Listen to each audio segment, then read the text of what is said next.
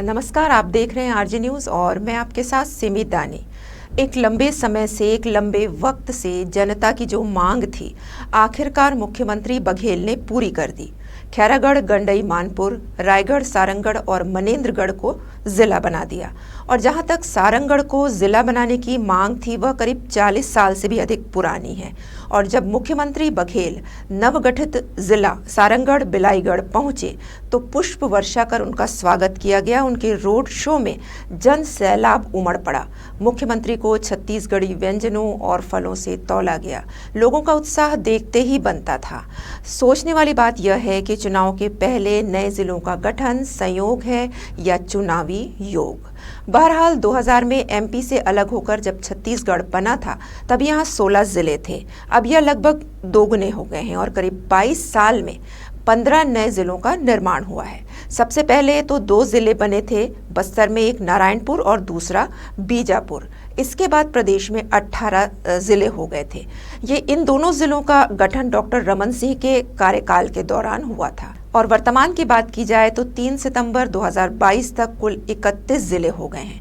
यानी राज्य के गठन के बाद, छत्तीसगढ़ राज्य के गठन के बाद अगर जिलों की बात की जाए तो जमकर इस पर सियासत हुई है। चाहे भारतीय जनता पार्टी की सरकार रहे या कांग्रेस की सरकार हो, सभी ने नए जिले बनाकर चुनाव में अपने लिए एक मजबूत नींव खड़ी की है। जैसा कि डॉक्टर रमन सिंह ने अपने कार्यकाल के दौरान नारायणपुर और बीजापुर को 2007 में यानी 2008 के चुनाव से 1 साल पहले नया जिला बनाया था और 2008 का चुनाव रमन सिंह जीत गए थे। और इसके बाद एक साथ प्रदेश में 9 जिले बना दिए गए। लेकिन यह इस बार चुनाव में से 2 साल पहले यानी 2011 में घोषित किए गए और 2012 में नए जिले अस्तित्व में आए और रमन सिंह 2013 का भी चुनाव जीत गए थे। अब 2018 के चुनाव थे, लेकिन इस बार कोई जिले नहीं बनाए गए और रमन सिंह अपने 15 सालों का अपना सिंहासन गंवा बैठे। अब बारी थी मुख्यमंत्री बघेल की और सत्ता में आने के बाद जो पहला काम उन्होंने किया 2018 में, वह यह था कि अपनी सल्तनत के शुरुआत में यानी 2019 में पहले तो कई सारी तहसीलों का ऐलान किया। फिर 2020 में मरवाही उपचुनाव के पहले वर्षों से लंबित पेंड्रा जिले की मांग को मान लिया। अब जिले की संख्या बढ़कर 27 से 28 हो गई। मरवाही उपचुनाव कांग्रेस काफी बड़े बहुमत से जीत गई। यह वही सीट थी जिसे अजीत जोगी ने अपनी नई पार्टी के हल चलाते किसान के चिन्ह के साथ 45,000 से अधिक मतों से एक तरफा जीती थी और जोगी के राजनीतिक शत्रु भूपेश ने उनके इस किले को भी ध्वस्त कर दिया। अगर उपचुनाव की बात की जाए तो खैरागढ़ के उपचुनाव की जो सीट देवव्रत सिंह के निधन से खाली हुई थी, जो कि अजीत जोगी के पार्टी के थे।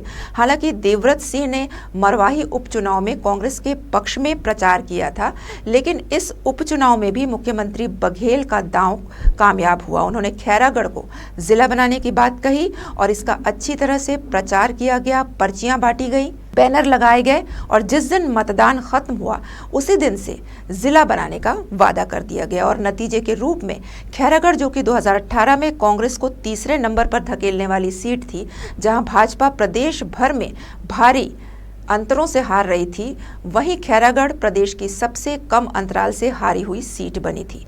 उस सीट को भी बघेल ने जिले का दांव लगाकर जीत लिया था। बहरहाल नए जिलों के अस्तित्व में आने से आम जनता की परेशानियां काफ़ी हद तक कम होंगी। जैसे कि सारंगढ़ जिले की मांग जो काफ़ी लंबे समय से लंबित थी। हर छोटे काम के लिए, छोटे बड़े काम के लिए रायगढ़ जाना पड़ता था और वहां जाने तक का समय और पैसा काफ़ी खर्च होता था। अब कम से कम सारे काम सारंगढ़ में हो सकेंगे, लोगों को काफ़ी सहूलियत होगी और यहाँ लोगों का आना जाना भी बढ़ेगा, जिससे व्यापार को भी लाभ पहुँचेगा और जिला बनने से सभी वर्गों की उन्नति भी होगी। यानी इस चुनावी दांव पेच में नए जिलों की गठन की सियासत से आम जनता को फायदा ही पहुंचेगा और मुख्यमंत्री बघेल के लिए यह चुनावी मंत्र, यह चुनावी टोटका 2023 के चुनाव में कितना सफल होता है, यह वक्त ही बताएगा।